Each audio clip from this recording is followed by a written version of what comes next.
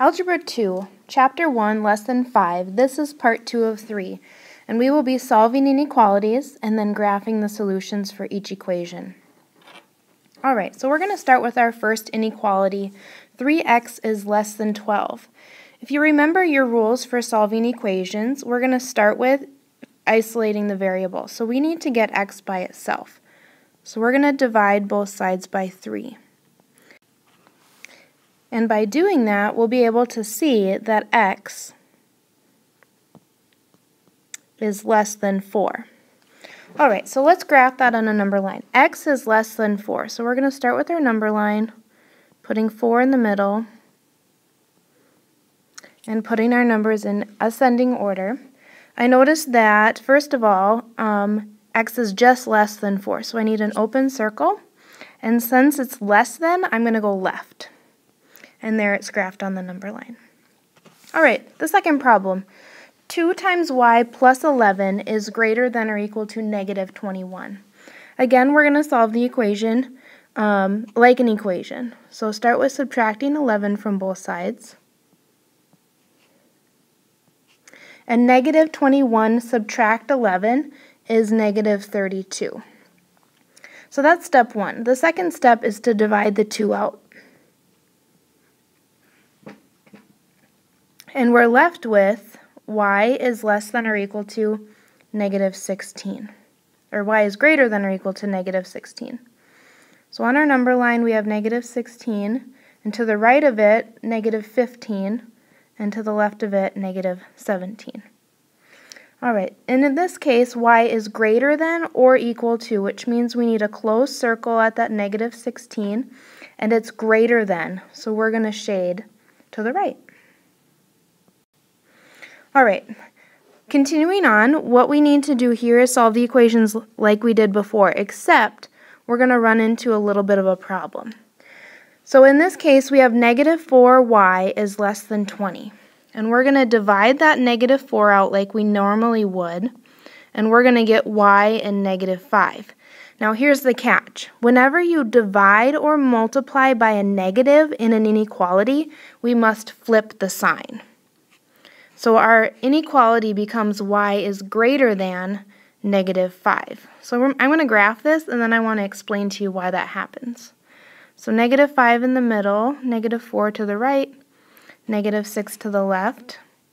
It's just greater than, so I need an open circle, and to the right for greater than. Alright, so take this for an example. If I have negative 6 is less than negative 3, first of all, let's think about the value and whether or not that's true. Negative 6 is less than negative 3. So now what we're going to do is we're going to divide both sides of the equation by negative 3. And if I do that, let's see if we still have a true statement. So I'm going to divide both sides by negative 3. So negative 6 divided by negative 3 is 2, and negative 3 divided by negative 3 is 1. Now if I keep my inequality symbol, do you see how 2 is not less than 1? So the value of each side has changed, which means we have to flip the sign, because now 2 is greater than 1. And that always happens when we multiply and divide by a negative. Okay, so let's see one more example like that. Here we have 6x plus 2 is greater than or equal to 9x. Now whenever we have a variable on both sides of an equation, we need to move one variable term to the other side. So I'm going to subtract my 9x from the right over to the like terms on the left. So 6x minus 9x is negative 3x. I'm going to carry everything else down. I have not changed any signs at this point. I'm going to subtract 2 to the right. And notice how since I subtracted 2, I still don't flip the sign. I need to multiply or divide by a negative to be able to flip the sign. Alright, then we divide by negative 3. And since negative 3 is negative, I need to flip the sign. So here's our solution, our inequality. X is less than or equal to negative 4. So I'm going to quickly graph that. So less than or equal to means I need to fill it in, and less than goes to the left. All right, our last example. A movie rental company offers 2 subscription plans.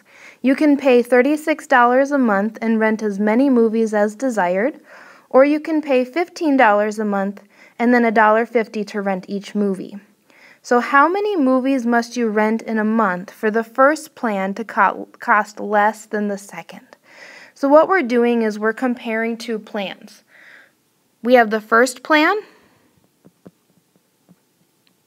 which is just $36. And then we have the second plan, which costs $15 a month plus $1.50 to rent each movie. So we're going to define a variable, and we're going to let n equal the number of movies. And by defining a variable, we're able to write an expression for that cost. So we know that it costs $1.50 per movie, so I'm going to take $1.50 times n, which represents each movie, and then we're going to add the $15 a month fee to that. Okay, now that we have an expression for each of our plans, we need to compare them. And if you look here, it says, how many movies must you rent in a month for the first plan to cost less than the second plan? That less than tells us the symbol we need between the 2 equations. We want the $36 to be less than the $1.50 times the number of movies plus 15. Okay, so once we have that, we have an equation or an inequality to solve. So we have 36 is less than $1.50 n plus 15. Now our goal here is to isolate the n, which is on the right-hand side. So I'm going to start with subtracting the $15 over. And 36 subtract the $15 is, and the solution to that is 21. So 21 is less than the 150n, and then I need to divide by the $1.50. And I get 14 is less than n. So if I switch that around, n has to be greater than 14, which means that the number of movies that this person needs to rent a month to make the $36 a month worth it is 14, at least 14 movies per month. All right, that is the conclusion of part 2.